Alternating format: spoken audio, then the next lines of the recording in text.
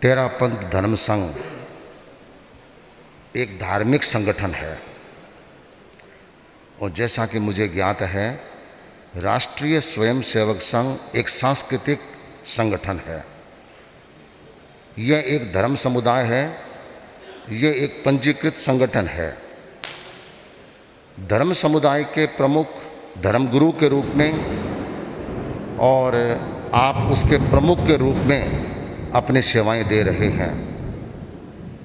जैसा कि मुझे जानकारी है, आप राष्ट्रीय स्वयंसेवक संघ के एक पूजनीय के रूप में सबके सामने है।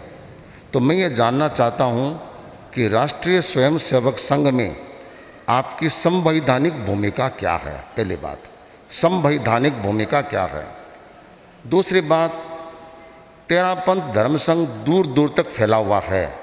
कितने कितने क्षेत्र हैं, कितने कितने साधु साध्वियाँ पधारते हैं, श्रावक श्राविकाएँ हैं। वे कौन कैसा क्या काम कर रहे हैं, उनकी समीक्षा का क्रम आचार्य वर्ग किस प्रकार करवाते हैं कि भी कौन योग्य है, कौन क्या कर रहा है, कौन सही कर रहा है। इसी तरह राष्ट्रीय स्वयंसेवक संगठन में भी अनेक अनेक छोटे छोटे संगठन जुड़े हुए हैं, सेवा भारती, विद्या भारती आदि। तो उसमें जो लोग काम करते हैं उनकी समय समय पर समीक्षा करने का क्रम आपका क्या रहता है, इसके बारे में मैं जानकारी चाहता हूँ।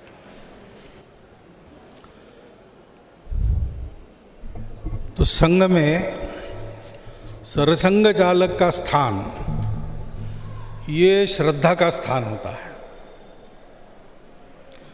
उस स्थान को वो श्रद्धा चिपकी, यहाँ जो भी आके बैठेगा उसको वो चिपक जाएगी। वो अगर उतर गया तो जो उसके जगह बैठेगा उसको चिपक जाएगी। श्रद्धा व्यक्ति के प्रति नहीं है, स्थान के प्रति है। और इसलिए इस स्थान का चुनाव नहीं होता। बाकी लोगों का चुनाव हमारे अखिल भारतीय एग्जीक्यूटिव ऑफिसर जिसको कहेंगे, सरकार्यवाह है, हर 3 साल में उनका चुनाव होता है। सभी प्रांतों के, क्षेत्रों के, विभागों के, जिलों के संघ चालकों का 3 साल में चुनाव होता है। लेकिन सरसंघ चालक जो आज है वो अपना उत्तराधिकारी सरसंघ चालक के नाते घोषित, यानी उत्तराधिकारी मन में रहता है। जो घोषित करना जब है सरसंघ चालक, तब वही घोषित करता है। अर्थात वो 10 लोगों के मत भी लेता है, 100 लोगों के मत भी लेता है, लेकिन वो उसका अधिकार है किसको बनाना। और इसलिए सरसंघ चालक के हाथ में हमारी पद्धति के अनुसार आज्ञा देकर काम करवाने का अधिकार नहीं है। श्रद्धा ऐसी है कि सरसंघ चालक ने कहा तो फिर चाहे जो हो वो करना ही है, वो हो ही जाएगा।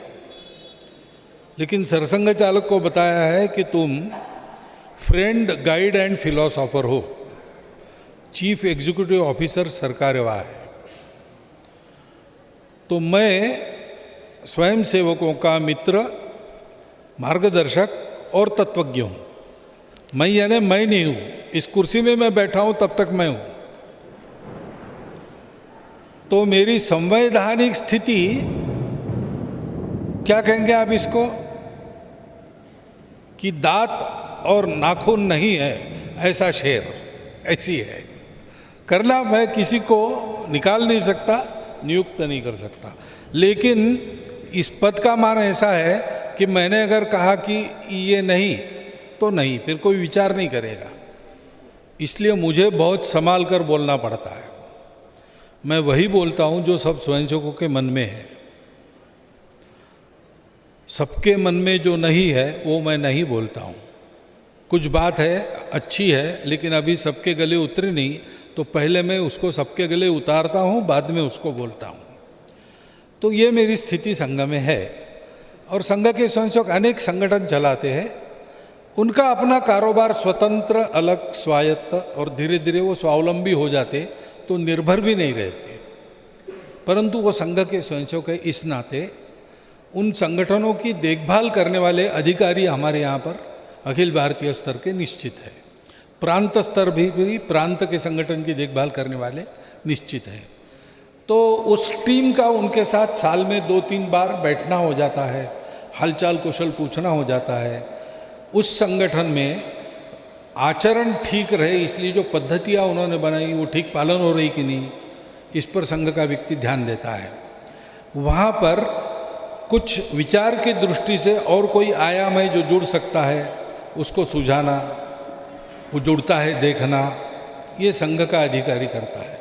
व्यक्तियों की संभाल वहाँ के स्वयंसेवक के नाते संघ की जिम्मे भी रहती है, लेकिन संगठन में क्या करना क्या नहीं करना कब करना उसका निर्णय वही करते हैं। वहाँ फिर से फ्रेंड गाइड एंड फिलोसॉफर इस दृष्टि से संघ का अधिकारी वहाँ काम करता है। अभी की रचना में सरसंघ चालक की तरफ ये सब नहीं रहता है, क्योंकि सरसंघ चालक ये सभी स्वयंसेवकों के लिए फ्रेंड गाइड एंड फिलोसॉफर है। तो उन संगठनों में भी सरसंघ चालक को ऐसे ही माना जाता है जैसे संघ में मानते हैं। तो ये स्थितियाँ हमारे संघ में, हमारी रचना में है।